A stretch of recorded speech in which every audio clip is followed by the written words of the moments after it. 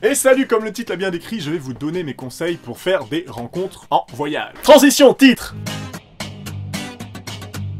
Les auberges jeunesse. Ouais, les auberges jeunesse, c'est la fête.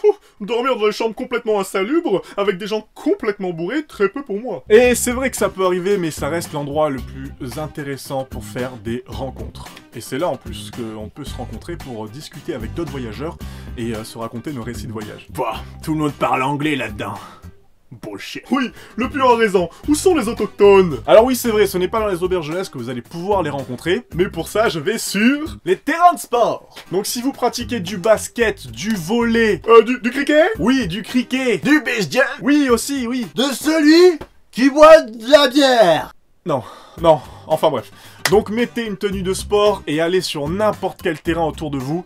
Rien de tel qu'une partie de basket, de volley, de cricket. Wouhou, du cricket avec les autochtones pour tisser des liens. Oh, mais là il y a faute, ils savent pas jouer. Donc soyez toujours positif et souriant, donc ça c'est la base, mais aussi lancez-vous des défis. Traverser l'Antarctique en solitaire. Boire tout ça, tout nu, avec tout le monde. Non. Mais plutôt des défis qui vous aideront à rencontrer des gens, donc je vous en donne un, donc dire bonjour, qu'est-ce que tu fais à 10 personnes ou 10 voyageurs dans la même journée. Bonjour autochtone, qu'est-ce que tu fais? Et tu n'es pas obligé de dire autochtone à chaque fois. Hein. Bon bref, vous aurez compris le principe, ce défi va vous permettre d'amorcer une conversation facilement. Autochtone, viens là. Regarde, j'ai du schnapps. Ou de vous faire exploser la gueule. Devenez un yes man. Ça c'est un coup à prendre de la drogue, à embrasser un lama et se faire un tatouage de Gandhi sur la fraise droite.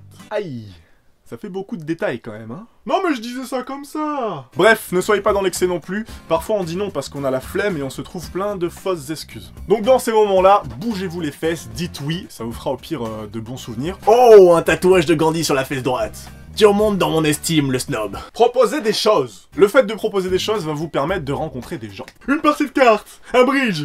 C'est bien un bridge. Toujours personne pour traverser l'Antarctique. Et vers un beer bong. Le jeu de cartes. Prenez-en un ou deux dans votre sac, c'est une façon hyper ludique pour se faire de nouveaux potes. Je vous avais dit que le bridge c'était bien. Non, moi je préfère le président. Mais bon, c'est encore plus intéressant si vous jouez avec des locaux, donc c'est un très bon moyen pour pratiquer la langue. Les appareils photo instantanés. Cet accessoire est mon deuxième accessoire pour faire des rencontres et surtout il marche très bien avec les locaux. Bouge pas autochtone, que je te prenne en photo. Cet appareil est juste fantastique pour faire des rencontres. Pouvoir donner la photo directement à la personne, c'est juste formidable. Selfie. Non, fais pas un selfie avec.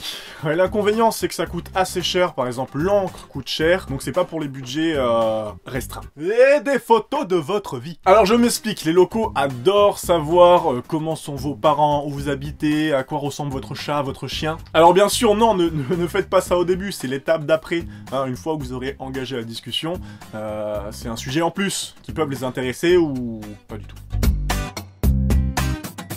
Alors j'en utilise 3 et ces 3-là me suffisent amplement. Meetup! C'est une application et un site aussi dans lequel vous trouverez plein de sites différents. Oh, il y a même un groupe bien-être et yoga! Oui, il y a vraiment de tout, il suffit juste de vous inscrire, de rejoindre un groupe, et là vous allez être en relation avec des gens qui partagent le même centre d'intérêt que vous. Oh, un groupe d'escalade. Oh, le pion utilise un téléphone! Couchsurfing! Sur cette application, vous pourrez trouver un hébergement, mais aussi rencontrer des gens via les événements qui y sont proposés. Oh, bah il y a un free walking tour dans 1 heure! Je vais y aller! Facebook! Idéal pour rencontrer des expatriés car vous trouverez toujours, je sais pas pourquoi, un groupe qui s'appelle les Français à Mendoza, les Français en Argentine, les Français en Thaïlande. Enfin, c'est super. Si vous avez un peu la nostalgie de la France. Bullshit. Aller à l'autre bout du monde pour parler français. Bon, et après 4 mois à parler uniquement en espagnol, c'est bien agréable de parler français, surtout avec des gens qui ont traversé les mêmes galères, quoi. Work away! Donc là, c'est du travail que vous trouverez. Vous serez mis en relation avec des personnes qui cherchent des volontaires pour bâtir des écoles, des refuges et tout un tas de trucs. Je cherche volontaire pour me faire à manger en Antarctique. Alors faites quand même attention à certaines propositions, mais pour moi c'est l'ultime manière pour rencontrer des gens, découvrir la culture et s'immerger vraiment dans le pays.